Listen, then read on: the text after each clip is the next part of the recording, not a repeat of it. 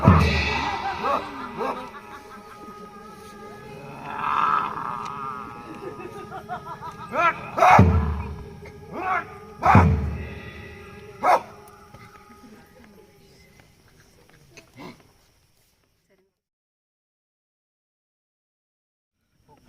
ৰাভা এক দুৰন্ত সাহসৰ প্ৰতীক, এক উদ্দীপনাৰ প্ৰতীক, এক প্ৰতিশ্ৰুতিৰ প্ৰতীক।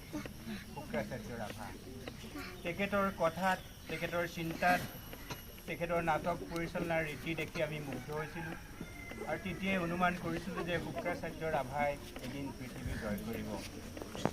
আমি মাজে মাজে কওঁ যে অসমীয়া নাটকক বিশ্ব দৰবাৰলৈ নিয়াৰ কথা, কিন্তু শুক্ৰাচাৰ্য ৰাভা এনে এজন পৰিচালক, এনে এজন নাট্যকৰ্মী যি গোটেই বিশ্ব দৰবাৰখন আনি এই ৰামপুৰত থিয় কৰালে। বিশ্বৰ বিভিন্ন পণ্ডিত, ভাৰতবৰ্ষৰ বিভিন্ন পণ্ডিত, বিশ্বৰ বহু ঠাইৰ নাট্যকৰ্মীক আনি এই ৰামপুৰবাসীৰ আগত চিনাকি কৰি দিলে। ইয়াতকৈ সৌভাগ্যৰ কাৰণ কি হ'ব পাৰে? আৰু ৰামপুৰক শুক্ৰাচাৰ্য ৰাভাই এখনি পবিত্ৰ ধামলৈ ৰূপান্তৰিত কৰিলে। আজি ৰামপুৰ এখন নাটকৰ পবিত্ৰ ধাম। আজি ৰামপুৰবাসীক পৰিচয় বাদুংডুবা। আজি ৰাতিপুৱা মই যেতিয়া ৰেলৰ পৰা নামিছিলোঁ, মোক সুধিছিলে আপুনি কোনফালে যাব, মই ৰামপুৰলৈ বুলি কোৱাত লগতে কৈছিলে বাদুংডুবালৈ। তেতিয়াই মই অনুমান কৰিছিলোঁ যে ৰামপুৰ মানে বাদুংডুবাহে। আৰু বাদুংডুবা যি নাম শুক্ৰাচাৰ্য ৰাভাই দিছিল, সেই নাম আজি গোটেই ভাৰতত বিখ্যাত। আৰু ভাৰতবৰ্ষৰ যিসকল নাট্যৰসিক আছে, আজি উৰিষ্যাৰ পৰাই হওক, দিল্লীৰ পৰাই হওক, কলিকতাৰ পৰাই হওক, বা আজি আয়াৰলেণ্ডৰ পৰাই হওক, আমেৰিকাৰ পৰাই হওক, এই নাট্যৰসিকসকলে শুক্ৰাচাৰ্য ৰাভাৰ এই বৰ্ণিল জীৱনৰ কথা জানে, পৰিক্ৰমাৰ কথা জানে। অতি কম বয়সতে শুক্ৰাচাৰ্য ৰাভাই ভাৰতবৰ্ষৰ নাট্য প্ৰেমীসকলক আকৃষ্ট কৰিব পাৰিছিলে। সেইকাৰণে সংগীত নাটক একাডেমীত যুৱ বঁটাত শুক্ৰাচাৰ্য ৰাভাই সন্মান লভিবলৈ সক্ষম হৈছিলে। আপোনালোকে বহুতেই জানে যে সংগীত নাটক অকাডেমীত সন্মান লভিবৰ কাৰণে যথেষ্ট প্ৰতিযোগিতাৰ সৃষ্টি হয়। কাৰণ এটা কেটাগৰীত, মই অসমীয়া শব্দটো অহা নাই, এই লোক কেটাগৰীত বা নাট্য কেটাগৰীত 8 বা 9টা পুৰস্কাৰ থাকে। কিন্তু ভাৰতৰ 33খন ৰাজ্য, এই 33খন ৰাজ্যৰ পৰা 33টা নাম আহে, তাতকৈ কেতিয়াবা বেছি নাম আহে। তাৰ ভিতৰত শুক্ৰাচাৰ্য ৰাভাৰ এনেকুৱা এটা নাম, সেই নামটো উচ্চাৰণ হোৱাৰ লগে লগে সদনৰ সকলো থিয় হৈ হাত চাপৰি বজাইছিলে। তেনেকুৱা অভিজ্ঞতা আমাৰ হৈছে। মই এইবছৰো কৈছোঁ, এইবছৰ যেতিয়া তৰাৱতী মিলিৰ নাম উচ্চাৰণ হৈছিলে সংগীত নাটক অকাডেমীৰ বঁটাৰ বাবে, তেখেতৰ গীত যেতিয়া শুনিছিলে, তেতিয়াও উচ্চস্বৰে তৰাৱতী বড়িক সদনে হাত চাপৰি বজাই সমৰ্থন কৰিছিলে। শুক্ৰাচাৰ্য ৰাভা তেনে এজন নাট্যপ্ৰজ্ঞা যি নিজস্ব এটা শৈলী উদ্ভাৱন কৰিলে।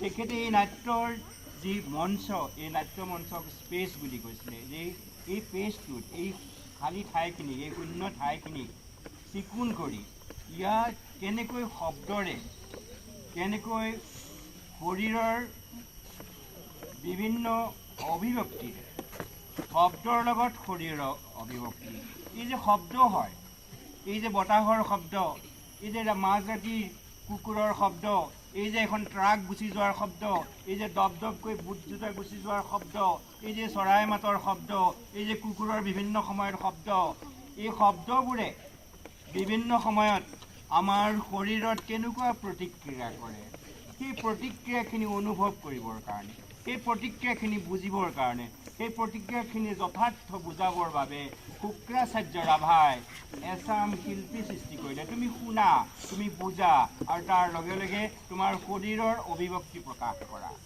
সেইটো নাটকত এক নতুন ধাৰা। এই ধাৰাটো শুক্ৰাচাৰ্য ৰাভাই গোটেই পৃথিৱীবাসীৰ বাবে মুকলি কৰি দিলে। আৰু পৃথিৱীবাসীয়ে, বিশ্ববাসীয়ে বুজিলে, হয় এই এক নতুন ধাৰা, যে মঞ্চক যাক স্পেচ বুলি কৈছে, দৰ্শকসকলৰ মাজত এক আধ্যাত্মিক বিনোদন দিবৰ বাবে। শব্দটো আধ্যাত্মিক বিনোদন। এনেই বিনোদন নহয়, আধ্যাত্মিক বিনোদন, যে দৰ্শকসকলে আন্তৰিকতাৰে উপলব্ধি কৰিব লাগিব যে কি হৈছে, কোনখন সমাজৰ কথা কৈছে। আৰু সেই যিখন সমাজৰ কথা শুক্ৰাচাৰ্য ৰাভাই কৈছে, সেই সমাজখন ৰাভা সমাজখন। সেই সমাজখনৰ যি লোক সংস্কৃতি, সেইখিনি যেনেকৈ বিষ্ণু ৰাভাই ধুই নিকা কৰি আকৌ ৰাইজকে বিলাই দিছিল, শুক্ৰাচাৰ্য ৰাভাই এই লোক সংস্কৃতিখিনি আনি নাটকত ব্যৱহাৰ কৰিব লাগে কাৰণে ব্যৱহাৰ কৰা নাছিলে, তাৰ যথাৰ্থ য'ত প্ৰয়োজন হৈছিলে সেই প্ৰয়োজন সাপেক্ষে তেখেতে ব্যৱহাৰ কৰিছিলে। আৰু এইখিনিৰ বাবেই যে এটা মাত্ৰা প্ৰদান কৰিছিলে, কোনটো মাত্ৰা যে মই ভাষা নুবুজিব পাৰোঁ, কিন্তু মইতো চকু পানী বুজি পাওঁ, মই ভাষা নুবুজিব পাৰোঁ, মোৰ গেঙনিটো মই বুজি পাওঁ, মই ভাষা নুবুজিব পাৰোঁ, মোৰ যিটো কষ্ট পাইছোঁ শৰীৰত এইটোতো মই বুজি পাওঁ। সেই বুজি পোৱা কথাবিলাক শুক্ৰাচাৰ্য ৰাভাই নিজৰ অভিধানেৰে, নিজৰ অনুভৱেৰে, নিজৰ দৰ্শনেৰে এনেধৰণে পৃথিৱীত প্ৰতিষ্ঠা কৰি থৈ গ'ল।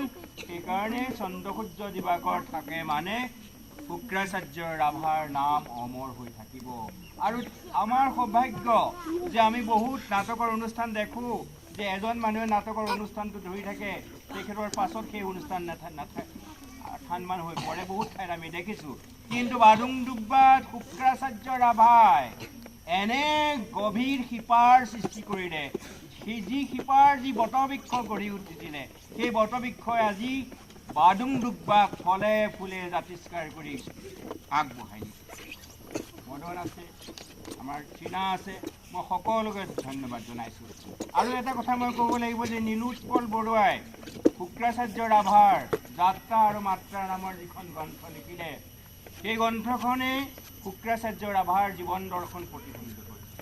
আমি আশা কৰিম কোনোবা দিনা এই গ্ৰন্থখন ইংৰাজীলৈ অনুবাদ হ'ব, আমাৰ আশা। আমি আকৌ এবাৰ শুক্ৰাচাৰ্য ৰাভাৰ জয় জয়কাৰ কামনা কৰি, শুক্ৰাচাৰ্য ৰাভাৰ নাম চন্দ্ৰ দিবাকৰ থাকে মানে পৃথিৱীত থকাৰ পৰিকল্পনা কৰি, শুক্ৰাচাৰ্য ৰাভাৰ সাহস, প্ৰত্যাশা, প্ৰতিশ্ৰুতি, উদ্দীপনা দেখি আজি যেন শালগছেও কথা কয়, শালগছেও যেন সাহস দিয়ে, চৰাই যেন গান গায়, সেই গানে নদীয়ে যেন কথা কয়, তাৰ কথা কয়, শুক্ৰাচাৰ্য ৰাভাৰ কথা কয়। শুক্ৰাচাৰ্য ৰাভাৰ প্ৰণাম জনাইছোঁ, যি লাঞ্ছিত, বঞ্চিত, নিপীড়িত, শোষিত জনৰ বাবে যাৰ কণ্ঠ উচ্চাৰিত হৈছিলে। প্ৰণাম শুক্ৰাচাৰ্য ৰাভা, প্ৰণাম ৰামপুৰৰ ৰাইজ, প্ৰণাম বাদুংডুপ্পাৰ শিল্পী।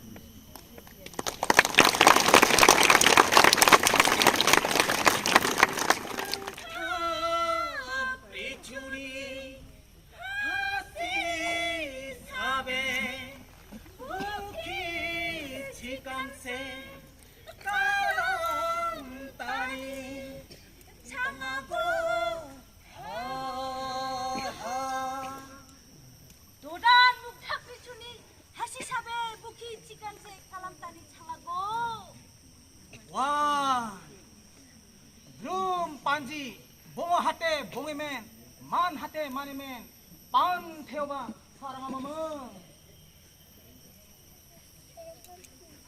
Pan theoba saranga mandonga lewase hayanga ha.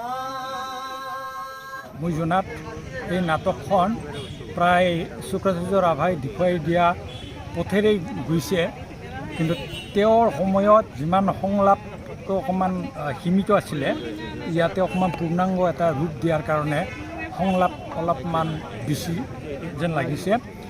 কিন্তু তাৰ বাহিৰে একে পৰম্পৰা, একে প্ৰাকৃতিক পৰিৱেশত কোনো ধৰণৰ কৃত্ৰিম পোহৰ বা মেকআপ বা কোনো বেলেগ ধৰণৰ নকৰাকৈ বৰ সুন্দৰকৈ কৰিছে। আৰু ভাল লাগিছে যে এই প্ৰায় 1 ঘণ্টাৰো ওপৰৰ ইমান এটা সময়ত এই গৰমত এই প্ৰকৃতিৰ মাজত গছৰ তলত প্ৰাকৃতিক যিটো সেই আমি এইবিলাক পৌৰাণিক আখ্যান, আমাৰ এই দদানৰ কাহিনীটো শ্ৰীকৃষ্ণৰ সমসাময়িক ঘটনা, গতিকে সেইটো উপস্থাপন কৰাটো মই ভাবোঁ তেওঁলোকৰ কলা কুশলীসকলে এটা মানে তেওঁলোকৰ পথ প্ৰদৰ্শকৰ যোগ্য উত্তৰাধিকাৰী বুলি দাবী কৰিব পৰা সকলোখিনি বৈশিষ্ট্য আজি নাটকত ফুটি উঠিছে। ধন্যবাদ।